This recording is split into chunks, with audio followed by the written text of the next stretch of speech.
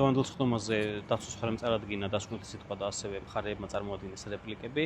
დასკვნითი სიტყვის დროს დაცვის მხარემ მიმოიხილა ყველა ის გარემოება და манипуляცია, რასაც ამ საქმეში ადგილი აქვს, დაწყებული ბრალდებულის მიმართ განხორციელებული სათანადო მოპყრობით და დამთავრებული მტკიცებულებების მოპოვებისა და წარდგენის წესის ძალიან მნიშვნელოვანი დარღვევებით.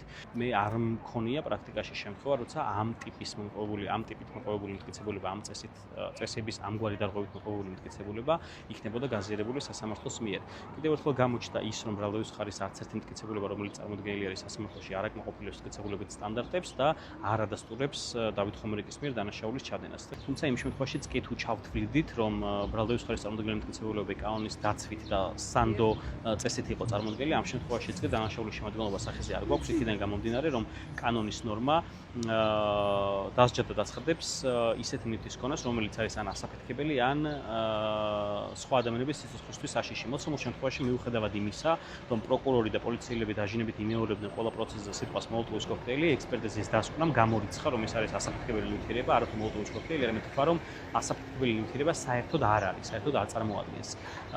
და თქვა, რომ მხოლოდ შესაძლებელია გახდეს აალებადი ნივთიერება იმ შემთხვევაში, თუ კი მასზე განხორციელდება გარკვეული დამატებითი манипуляცია, დაყნებული იქნება სხვადასხვა მექანიზმი და ასე შემდეგ. და იგივე ლოგიკით ჩვენ რომ გავავრცელოთ იგივე ლოგიკა ზუსტად ყველაზე ნებისმიერ ადამიანი, ვისაც აქვს მაღალი შემცველობის გამხსნელი, სპირტი, ალკოჰოლი, ბენზინი, ნებისმიერი ნავთო პროდუქტი, შეიძლება მიეცეს პასუხისმგებაში, რადგან ნებისმიერი ამგვარი ნივთიერება, თუ კი მასზე განხორციელდება დამატებითი манипуляცია, დაუყენდება დეტონატორი, დაუყენდება რაღაცა წითელი ღილაკი, რომელიც ცეცხლს გააჩენს, ამ შემთხვევაში ბუნებრივია გამოდის, რომ ყველა ადამიანი, ვისაც ამგვარი ნივთიერება აქვს სახლში ამ პირადად, არის დამნაშავე. მე თან მაქვს ახლა მაგალითად თვალის წვეთები, რომელიც შეიცავს დიდი ოდენობით აალებად ნივთიერებას, დიდი დოზით და ბუნებრივია ამასაც თუ კი ჩვენ დავუყენებთ დეტონატორს, ის გახდება ძალიან ცეცხლგამჩენიან ასაფეთქებელი ნივთიერება. ამიტომ ეს ნაწილი არის სრულიად აბსურდული.